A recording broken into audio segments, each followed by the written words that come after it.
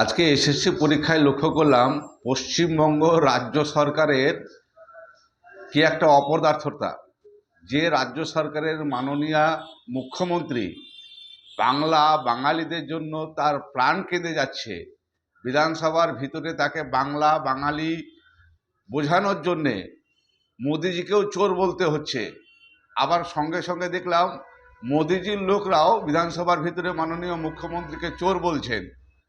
পশ্চিমবঙ্গের মাননীয় মুখ্যমন্ত্রীর ন্যূনতম সৌজন্যবোধটুকু নেই পশ্চিমবঙ্গের ছেলে মেয়েদের জন্যে। আজকে এসএসসি পরীক্ষায় লক্ষ্য করলাম শুধু পশ্চিমবঙ্গের আমরা যারা ছেলে মেয়ে, আমাদের যারা ভাই বোন, তাদের মুখের আহার, তাদের অধিকারকে গুজরাট, বম্বে, দিল্লি সমস্ত লোককে ভাগ করে দিল। তারা প্রত্যেকেই পশ্চিমবঙ্গে তারা এসএসসি পরীক্ষায় বসার সুযোগ পেল, যেখানে আজকে পশ্চিমবঙ্গের পরিযায়ী শ্রমিকরা বাংলার বাইরে বিভিন্ন জায়গায় অত্যাচারিত হচ্ছে, মার খাচ্ছে।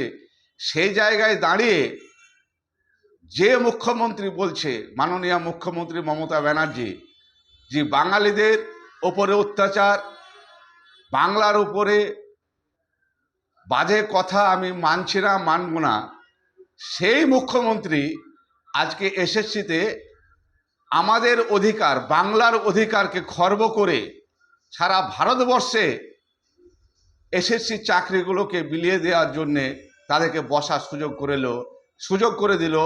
এর তীব্র নিন্দা করছি।